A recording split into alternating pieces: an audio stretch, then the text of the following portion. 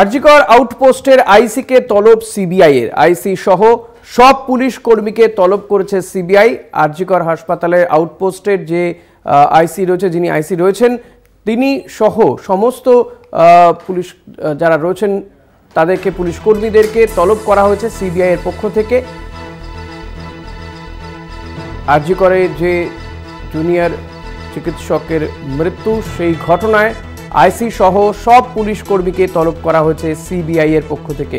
রিয়া মাঝি রয়েছে আমার সঙ্গে। রিয়া, এই যাদেরকে তলব করা হয়েছে তারা কি ইতিমধ্যে গিয়েছেন সিবিআই এর দপ্তরে?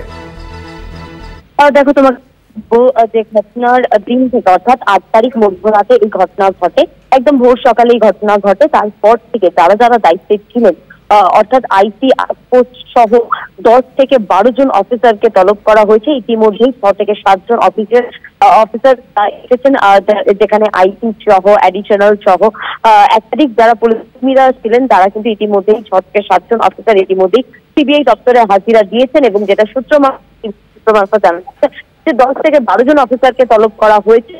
আউটপোস্টে মূলত যারা ছিলেন, যারা দায়িত্বে ছিলেন, 8 তারিখে ভোর সকালে এই ঘটনাটি ঘটে, যেটা দেখা 6টার মধ্যে ঘটনাটি ঘটে। এবং তারপর থেকে যারা দায়িত্বে ছিলেন বা সেই দিন যারা দায়িত্বে ছিল প্রত্যেককে তলব করা হয়েছে। এবং 10 থেকে 12 জন পুলিশ আধিকারিক সহ কর্মী প্রত্যেককে তলব করা হয়েছে। মূলত কোন বিষয়গুলো জানতে চাইবে বলে সূত্র মারফত জানতে পারছো? দেখো, তোমাকে জানিয়ে রাখবো যে প্লেস অফ অকারেন্স, যেটা বারবার প্রশ্ন চিহ্নের মুখে পড়েছে, সেই প্লেস অফ অকারেন্স নিয়েই কিন্তু মূলত তাদের প্রশ্ন করা হবে।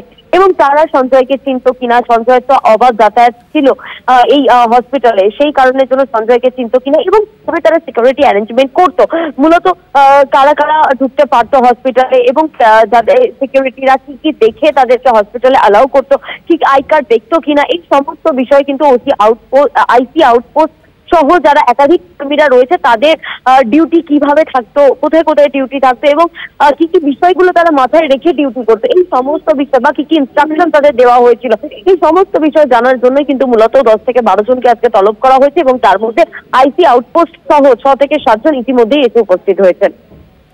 ধন্যবাদ রিয়া। কথা বলছিলাম প্রতিনিধি রিয়া মাঝির সঙ্গে।